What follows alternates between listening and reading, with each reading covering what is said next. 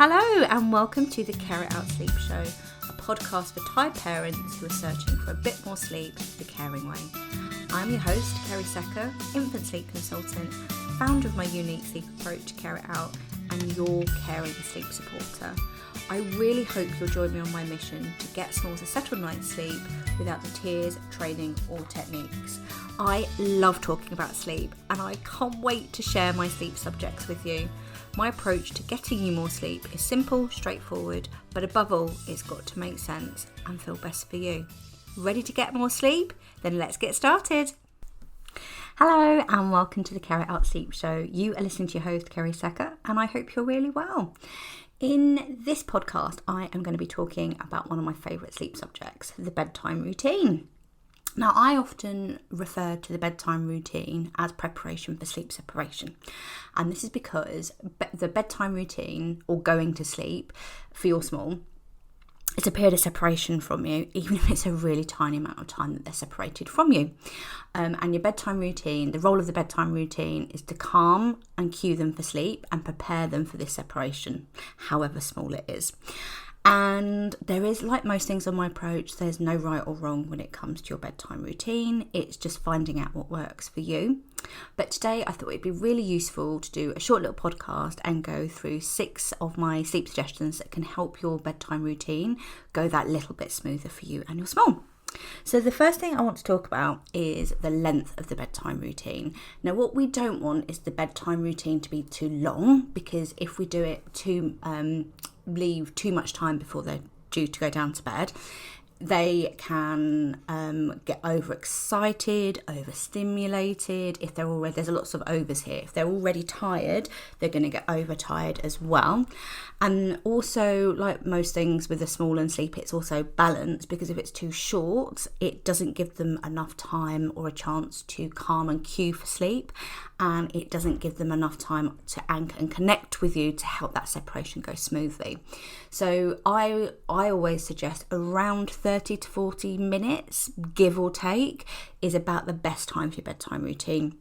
And that doesn't always have to include settling them to sleep. That's just your preps, a bath, getting them dressed, stories, having a song, which I'm going to come on to more in a second. That's just roughly how long I would start before you want to settle them down for sleep. So I hope that makes sense. So yeah, roughly speaking, we're ideally looking for around 30 to 40 minutes. This gives them enough time to calm and cue for sleep. It also gives them enough time to bond and anchor with you that can help to help the separation go that little bit smoothly, but it's also preventing them from getting too over it, too overtired, and overstimulated as well. The second thing that's quite important in a bedtime routine is doing the same thing in the same order-ish every single night. Now, I say ish because we all do things differently on the daily, and that's okay. But doing the same things in the same order every single night, it helps but it feels familiar. You know what you're doing. It feels familiar to your small, and they can anticipate what's going to happen. And when your baby can anticipate what's going to happen, they feel safe and settled. So it is really, really boring. It doesn't have to be overcomplicated. You don't have to do it every single day to the dot, but doing the same 3 or 4 things in the same order every single night can really help massively.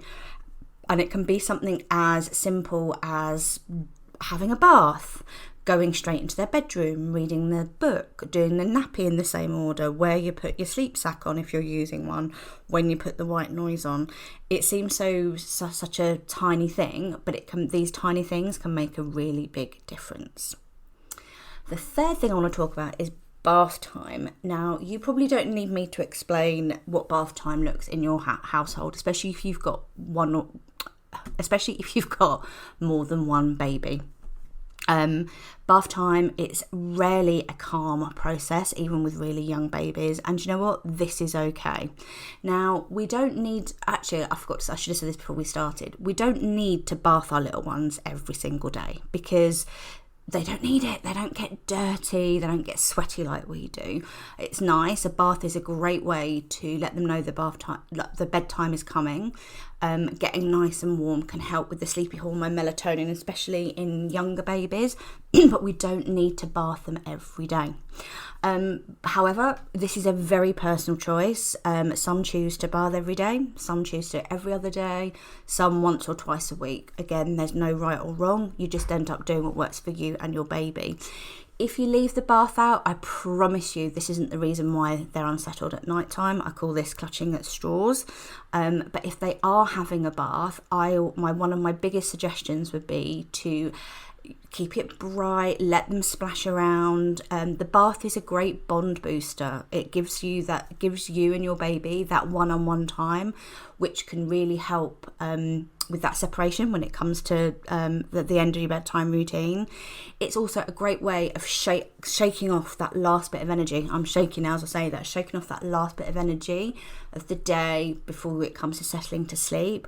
But if you are giving them a bath as part of their bedtime routine, I always suggest capping it about 5 minutes maximum. For babies under 6 months old, it's literally bits and bits, a quick splash around, bit of eye contact, back out again. A lot of effort for a little bath time, I know. And for older ones, around 10 minutes, 15 minutes, absolute max. And what this does, it's giving them that time to splash, that time with you, time to splash, time to shake off that last bit of energy for the day. But popping a time limit on it prevents them from getting overtired, overwired, and then very difficult to calm down on the other side. If you find that your little one cries as soon as you get them out of the bath, this is completely natural. I often call this bed begging, where you get them out of the bath and they start crying immediately. For some little ones, this is because they're more aware of what's going on. They know that they don't, basically transitions can be tricky and they don't want to leave the bath. However, for some little ones, it can be part of the bed begging, and that's because whilst they're in the bath, it's a massive distraction. So play is always going to be priority, sleep is always going to be secondary. So whilst your small is in the bath, they forget how overtired they are because there's a massive distraction. Water, parents are there splashing. You don't need me to explain that to you. And then when they get out of the bath, you pull them out. Well, not pull them out, but you take them out of the bath and they're like, oh, I need to be in bed for like 5 minutes ago. And they realise how tired they are for some the second you get them out of the bath. So if that happens, it's completely natural that it happens. It's horrible because it ends up doing the old pyjama drama where you're trying to wrestle them into their pyjamas. But if that is happening, try bringing your bath a little bit earlier, like starting your bath a little bit earlier, or just watching how long they're actually having in the tub. That can be a game changer at bedtime. The fourth thing is that once they've had their bath, ideally that they go into their sleep space. And all I mean by sleep space is the place where they're going to be sleeping. So if they are your room sharing, that's where after the bath, ideally they go into your bedroom or their bedroom because you're sharing. And if they are sleeping in their own room, their nursery, siblings' room, ideally that's where they go, or at least they're quite quickly. Again, there's no right or wrong. If coming downstairs is working for you, that's absolutely fine. But what I found is that if we get them their bath, if we take them into the bar there, into like the bedroom area, whether that's upstairs or into a different area of the house, and they have their bath, they know bedtime's coming, you've said goodnight to your toys. However, if we then take them back into the day space or playing areas, again, it comes back to playing is always going to be priority. They're going to start looking for their things and getting into stuff again. And for some little ones, if they're really alert or very curious, they're going to find it very difficult to then go from having the bath into a play area again, back into the sleep space. It's like, if I come home from work and I leave my laptop out, which I very rarely do now, I can't help it. I just want to keep going over to my laptop. I can't switch off. And it's the same for the little ones. So I really like where you can have the bath, get them all cozy, nappy and pyjamas on, and then ideally they go into their sleep space. Of course, life doesn't always happen like that. The doorbell might go, or you've got to go down to feed the dog. This, of course, is okay too.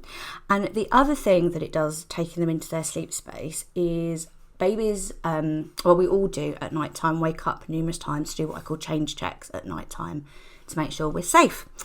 And part of going into their sleep space, straight from their bath, or even if they're not having a bath, you go straight into their sleep space to start off the bedtime routine. It gives them a chance to become familiar with their sleep environment. They know where everything is around them. They're checking out their environment. They're doing this subconsciously, but they're checking out their environment safe. So when they wake up at night time, it can really help them with their change check. So that's the other thing as well. Then the other thing after that, the fifth thing is, once they're in their sleep space, to have a quick book or to have a quick song. Now, again, no right or wrong with this. You know your baby's best. Some little ones just aren't interested in the book, which is actually part of all the process. It's completely natural in the beginning. Everything in life is a process. Nobody just can pick up anything and then get the hang of it straight away. Or it's quite rare that happens. So learning to have those bedtime books, it's a process for your little one. In the beginning, it's just about holding that time for them to sit down together and look at a book. They'll play with it, bat it away, go to the last page. That used to drive me crazy when I was a nanny. Then they'll want to chop and change the books before they actually get to that point with some time where they can sit and read a whole book. Bedtime books, I'm a massive fan of bedtime books in a bedtime routine. I think it's a really lovely time to spend some time together again, boost that bond, help with that separation to go a bit smoother. It's a great way of introducing books to your little one, but sometimes, and calming them down and cueing them for sleep, which is what the bedtime routine is all about. But sometimes having those books can actually rile your little one up and get them overstimulated, and we want to avoid that. So again, if you're having, it's the same theory with the bath. If you're having books, if they're too tired, that they're bed begging, so they're already crying and upset as you get them out of their bath and doing the pyjama drama, getting them into their pyjamas, it is okay to leave that book out. If they're too tired or bed begging, you can sing a quick song instead. If not, if they are up for some books, I think it's a lovely thing to do once they're in their sleep space. But again, I would try and keep that to 1 or 2 books, or for really young babies, it is literally, so under 6 months I call really young baby, like 1 book, and as they get a little bit older you can introduce 2 or 3 books until they can choose their own. But again, even with really older ones like toddlers, I would like 10-15 minutes max with the books, otherwise it takes ages to calm them back down afterwards. Oh, and a quick note on books as well, I would also try and avoid like noisy books, you know, the books that you can press the buttons. I would try and keep those in your lounge or your play areas and have quieter books. And when your baby gets much older, and we are around 2.5-3 years old, this is when their imagination kicks in. And they start to really take in what's going on with those books, and that's a good time to reevaluate actually what you are reading to your little one at bedtime, because they can then really start to think about those books. What we read at bedtime can really start to play out what they think about at night time as well. Little bed bonus tip for you as well. And then lastly, and I think this is the best bit, everybody wants to fall asleep this way, is just before you settle them to sleep, however you're settling your little one to sleep, have a really big kiss and cuddle on you if you can for a good 3 or 4 minutes. This feels good, and it's good to feel good. It also releases oxytocin, which can really help boost your bond, makes you feel good, just said that. But also it can help sleep, especially in the back end of the night. And again, it helps your little one anchor and connect with you, have that time on you to help that separation go a bit more smoothly when it comes to putting them down. Even if you're co-sleeping and you're going to bed with your little one, your bedtime routine, it's still a bit of separation from you. They're not there with you, and it still really does count. I think that's really important. So when I say preparation for separation, I'm not expecting your little ones to be separated you from hours or even minutes. It is just that metaphorical that they're going down, that they're not going to see you for a while for some little ones, even if it's a short amount of time. So yeah, have a nice big kiss and cuddle on you before settling them off to sleep. I think it's a lovely way to it doesn't everybody want to go to sleep that way. Well, I think that's all. Let me just do a little quick routine recap. So number 1, we're aiming for the bedtime routine to be around 30 to 40 minutes in length. This gives them enough time to anchor and connect to you, but it's not so long that they're getting overtired, overwide, oversleep. Ideally, we're doing the same 3 or 4 things in the same order every single night. This helps it to all feel familiar to your little one, help them to anticipate what's coming, and when they can do that, they feel safe and settled. Bath, number 3 is if they're having a bath, you don't need to bath them every day. If you leave it out, I promise you this isn't why your little one is unsettled at night time.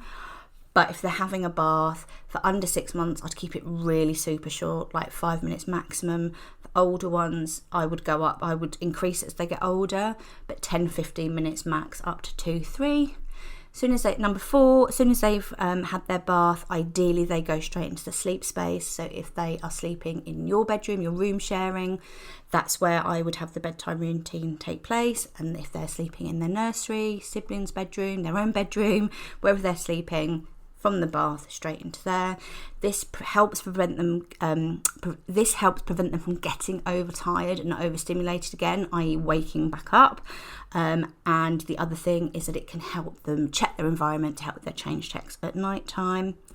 The 5th thing is the quick book or a sleepy song. Books, great time to boost your bond and read together. It is a process learning to read a book. They don't just sit there and read it all in its entirety. For really young babies, so again under 6 months, I would keep it to 1 book, but as they get older, you can extend that time again to around 5 minutes, 5-10 minutes for around 8 months to a year, and as they get older, up to 15 minutes maximum. And if they're too tired, they're bed begging, you've experienced the pyjama drama, I'm sure you all know what that is, then I would park the book. Feel free to leave the books out or do it really speedy and sing a sleepy song instead. And then the last thing, just before you go to sleep, a really big kiss and cuddle on you. So at least 3 to 4 minutes on you. It feels good, it releases the oxytocin, which can help the sleep, and also anchors them to you to help that separation go a little bit smoother for you. So I hope you found that really interesting, informative and reassuring. I love talking about bedtime routine because sleep is one of my favourite things, and I hope to see you very soon. Bye!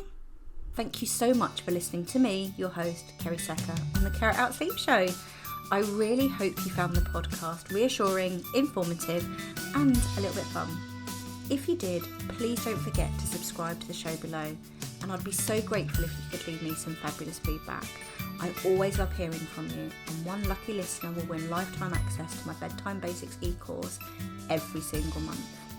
My next podcast episode will be out in 2 weeks' time, but if you can't wait for more of my sleep shizzle, you can find me over on Instagram at Care It Out Sleep Consultant. I update my sleep squares and speak sleep there on the daily.